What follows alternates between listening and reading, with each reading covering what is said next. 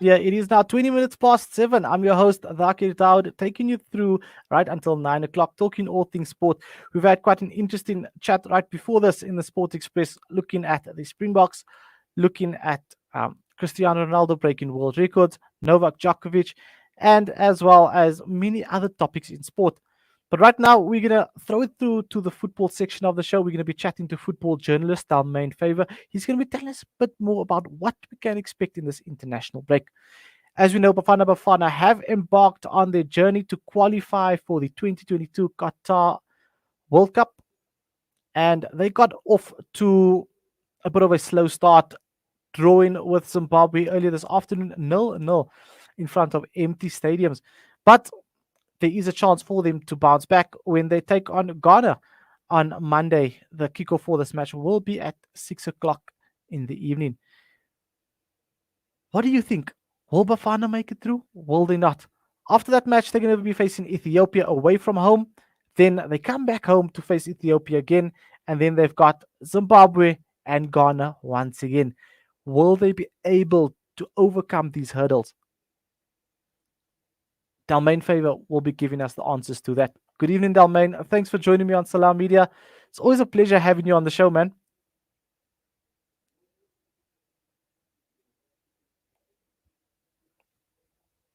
Delmain, looking at what we have here, Bafana now through today's match.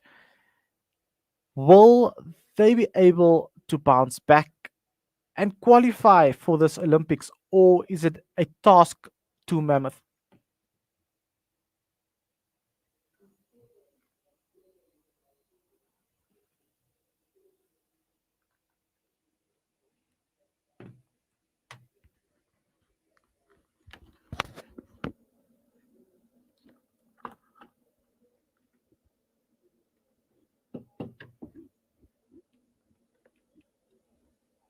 Struggle to beat them, how do we then go on and beat an Ethiopia team that we know is very, very difficult to play away from home?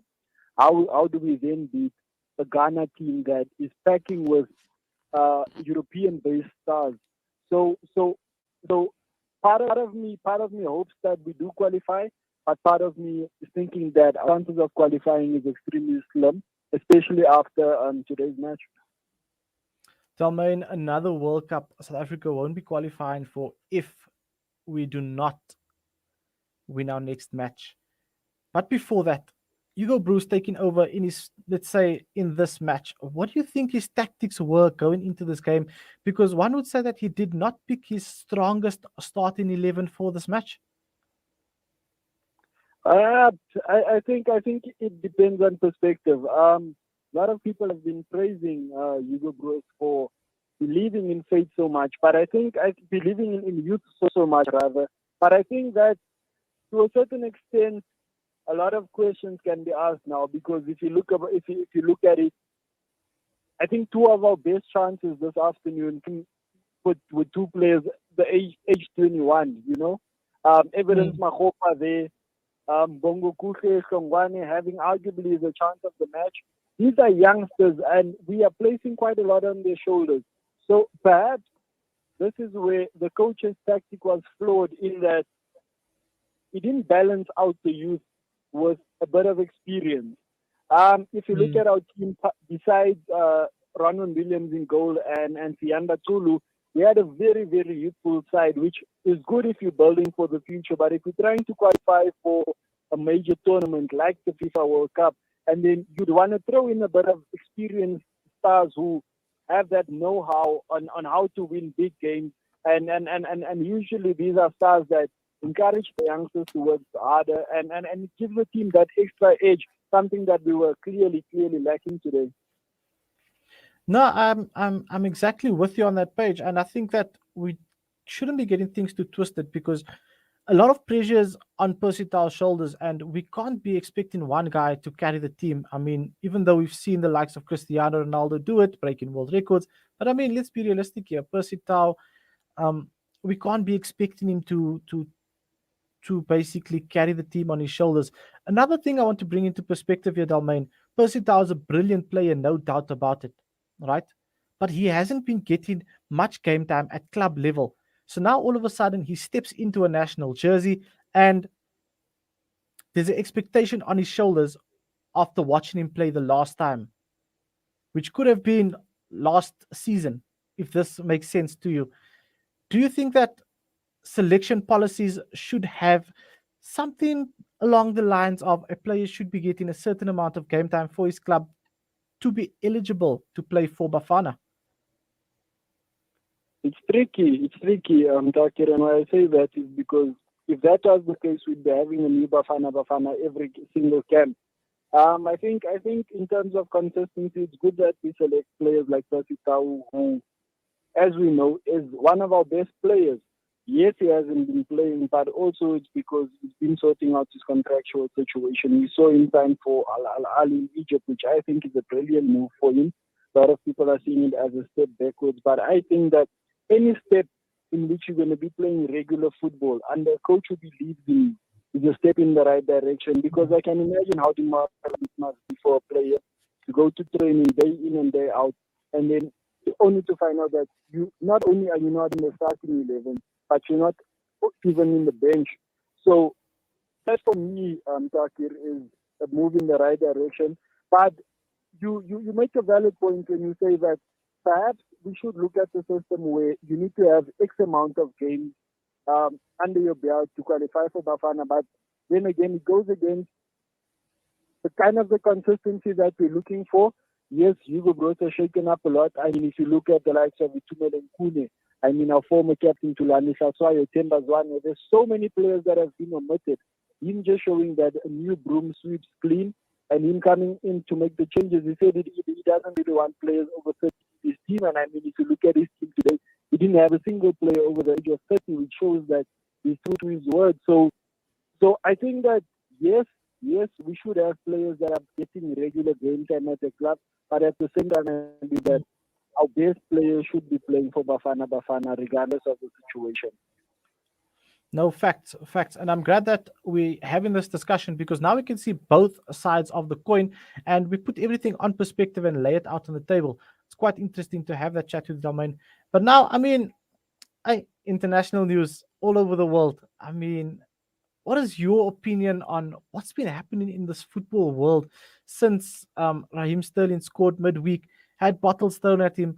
I mean, we've heard that Harry Kane came out publicly saying that he didn't hear any chants at Sterling, or he hasn't seen anything. However, the evidence seems to tell us a different story of how Sterling was treated when he scored those goals, and also the chants coming from the Hungarian fans when the game kicked off and the English team took a knee. What is your thoughts and your feel around this? You know, my thoughts and my feel around it is that part of what is being done to curb racism in football is for clout. And why I say that is because we have these campaigns, hashtag kick racism out, hashtag, all these hashtags that are on social media. We have all these gestures where before a match we take the knee, and there's so many other things being done besides what I feel needs to be done. Why are we not imposing 5 year long ban on these fans to not enter a single stadium? Because the only way that they get to hurl these racist chants at the players, the only way that they get to show these racist remarks and say all of these things that they're saying is when they get into the Mm, stadium, you know. So then why not hit them where it hurts the most? Because clearly by banning one or two fans, you're not stopping the problem. By going on social media, you're not stopping the problem either. By going down on your knee before a match, you're not stopping the problem either. So now that we've tried all of that, how about we change our approach? How about we say that the Hungary national team for the next 5 years will play their matches, their home matches, behind closed doors, and that mm, that in itself now already it's a setback for the team because now they have no home support. But what it also does, I think it sends out a message to the rest of the football fraternity to say that there are repercussions for hurling racist chants, for being racist, because what we're doing is by going on social media and saying hashtag kick racism out without actually kicking it out is there's nothing. It's for clout. It's Mm. not really making a difference. But if we put our money where our mouth is, and we actually put what we're saying into action, and then the rest of the world won't even think about it, because clearly racism is something that cannot be solved over social media, something that cannot Mm. be solved by taking a knee before we go on the field, because 5 minutes after taking the knee, racist chant still gets shouted. You still have a but banana still get thrown on the field. So what I'm saying is that let these hooligans not be allowed into stadiums where they can get to a place where they're hurting our players, they are saying that things, because at the end of the day, these are human beings. Yes, they are footballers, Mm. but they are humans first. And I can imagine what it must feel like when being called hurtful names because of the color of your skin. No, I can just imagine, and I mean something like that's totally, totally, totally not on. And racism should be eliminated from all forms of sport and society as a whole. Looking at that, Delmain, coming back home now. We've recently seen that Cape Town City announced that they went on a vaccination drive this afternoon, where the entire team got vaccinated, and I mean they quite excited. The city's quite excited, having holding hands with the city in that vaccination drive. Now we ask the question, Dalmain. The fans are getting vaccinated. Um, Footballers getting back to top quality. When do fans return to the stadium? I think that answer is quite simple. Fans get back into the stadium and fans get vaccinated. It's that simple.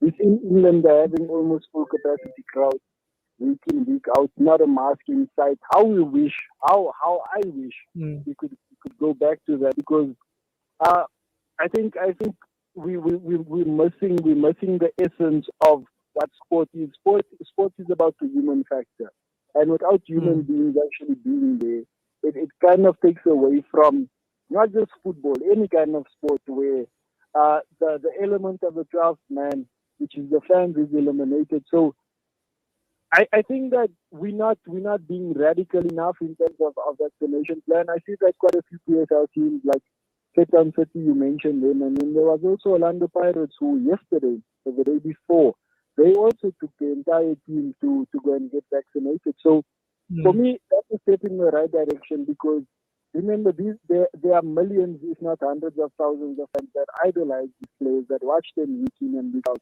And mm, and and and, and the message is simple. It's my favorite player. If Teminkosi Lodge, who I watch week in and week out, is getting vaccinated, then what is stopping me as a normal human being, as a normal football supporter, from getting vaccinated as well? So mm. so I think that the sooner we all get our jab, the safer we are, the safer it is for us to return to stadiums. And I was actually reading an article that said that soon it is going to be a case where only people who are vaccinated will be allowed into the stadium. And I think that Mm. what that can do, it can really motivate people to go out and get a jab. It would work even better, Takir, if what we did was at stadiums, create vaccination sites where once you go to the stadium, you can get your jab there. Mm. Why not kill two birds with one stone, where you get to watch your favorite team, but at the same time you get to be safe, and you get to protect yourself from this deadly virus that has affected our lives so badly. No, definitely. I think that is actually quite a good idea, a brilliant idea. And you know what? You brought such an important point in there where we kind of forget that there is people that idolize and have this hero conception or perception, rather, of our sporting athletes and players. And maybe this should be part of the government's plan to get people vaccinated and start getting these drives going so that the people can get vaccinated. I mean, we remember back in the day, sport, the biggest asset and the biggest marketing tool was their players. I mean, till today, that can be used, and I think that that should be actually looked at and used by our government. Delmain, before I let you go, um, midweek we're going to be having quite an interesting one for South Africa. Bafana as a whole, looking maybe they could try and come in Group G. They're going to be facing Ghana on Monday. Your prediction, your quick prediction for that game. Do you think that Bafana could come away with the 3 points? Yeah, no, definitely, definitely. I see Bafana just edging it. A 1-0. I don't see a lot of goals in that game, but I do think that if the right Bafana can show up on the day and they build on today's performance, only difference is putting the ball in the back of the net. I definitely see us getting a win. Definitely, Takir. No, perfect. Well, Delmain, thank you so much for your time this evening. I hope that you have a stellar evening and a great weekend further. Enjoy the international break. And yeah, man, we look forward to be reading all of your stories in our newspapers over the next few weeks. No, thank you. Thank you so much for having me. It's always a pleasure speaking to you guys. I always enjoy talking sport with you. Thank you, Delmain. That was Delmain Faver, football journalist, giving us the latest updates and insights on what's happening in the world of football and if Bafana will be qualifying for the 2022 World Cup in Qatar. If you missed that interview, it will be on Salam Media's social media pages or it will be on their Facebook page. So there's no excuse for you not to watch that and get expert insight and analysis from Delmain Faver. Well, we're going to go to a quick break. When we do come back, we're going to be chatting to Ntando Mahlango's coach, Neil Cornelius. He's going to give us insight on how they prepared for the Paralympics after Mahlango won gold after breaking a long jump record after only 4 months of participating in the code. Do you call that overnight